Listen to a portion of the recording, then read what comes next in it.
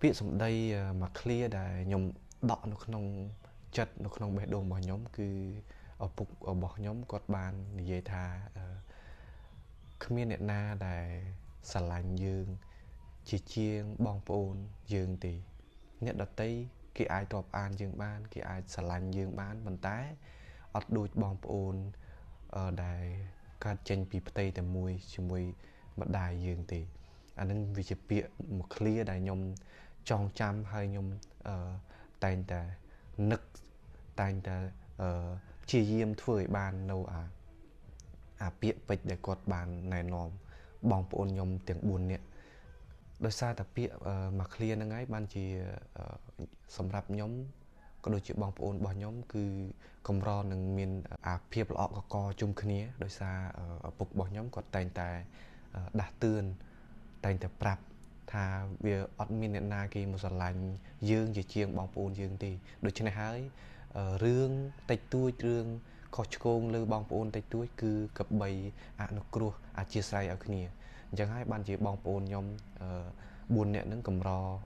មានភាពលកម្មលកុសឬក៏អន់ចិត្តជាមួយគ្នាមែនទែនហើយនៅពេលដែលខ្ញុំឬក៏បងខ្ញុំអន់ចិត្តនឹងគ្នាអីគឺយើងតែងតែបើកចិត្តឲ្យទលាយហើយនិយាយរកគ្នានិយាយត្រង់ហើយយើងបើកចិត្តអត់ប្រកាន់គ្នាទេពួកអីយើងជាបងប្អូនគ្នាយើងជាបងប្អូននឹងគ្នាយើងអាចអន់ចិត្តជុំគ្នាបានមួយផ្លេតប៉ុន្តែយើងអត់អាចអន់ចិត្តជាមួយនឹងបងប្អូនយើងរហូតទេពួកអីអត់មានអ្នកណាគេមកស្រឡាញ់យើងដូចបងប្អូនយើងទេ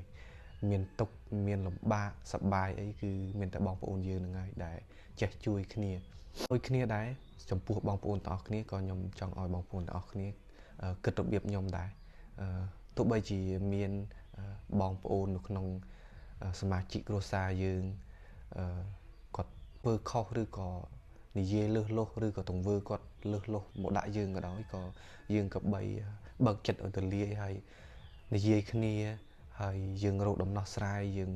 កុំប្រកាន់គ្នាពួកយើងជាបងប្អូនគេថាឈាមវាខាប់ជាងទឹកអញ្ចឹងហើយយើងមិនអាចកាត់ផ្ដាច់មនុស្សចេតនាក៏ដូចជាការរាប់អានពីគ្នាបានទេយើងអាចខឹងគ្នាមួយឆាវប៉ុន្តែយើងខឹងមួយឆាវគឺយើងនិយាយរកគ្នាវិញគឺចប់យើងកុំខឹងហើយយើងអត់និយាយរកគ្នារហូតអានឹងវាអត់ល្អទេពិសេសចំពោះបងប្អូនដែលនៅជុំគ្នាមិនទាន់បែកគ្រួសារគឺព្យាយាមធ្វើល្អជាមួយគ្នាបង្កើតនៅអនុស្សាវរីយ៍ល្អៗជាច្រើនជុំគ្នាទៅព្រោះជាបទពិសោធន៍របស់ខ្ញុំកាលនៅជាមួយគ្នាគឺអត់សូវត្រូវគ្នាអត់ត្រូវស៊ីសង្វាក់គ្នាតែងតែឆ្លោះប្រកែកគ្នាញឹកញាប់អញ្ចឹងហើយយើងអត់សូវមានអនុស្សាវរីយ៍ល្អជាមួយគ្នាពេលដែលយើងមិនទាន់មានគ្រួសាររៀងខ្លួនណានៅពេលដែលយើងមានគ្រួសាររៀងខ្លួនបានយើងដឹងថាយើងស្ដាយពេលវេលាអង្ការដែលនៅជុំគ្នាហ្នឹងអត់បានធ្វើល្អជាមួយគ្នានៅពេលដែលមានគ្រួសាររៀងខ្លួនគឺបែកផ្ទះគ្នារៀងខ្លួនអញ្ចឹងហើយតម្រាំបានជួបគ្នាលុះត្រាតែរកឱកាសឬក៏មានបនមានទានបានយើងអាចជួបជុំគ្នាហើយនិយាយលេងជាមួយគ្នាបានអានឹងជាបទពិសោធន៍របស់ខ្ញុំផ្ទាល់ហ្មងគឺ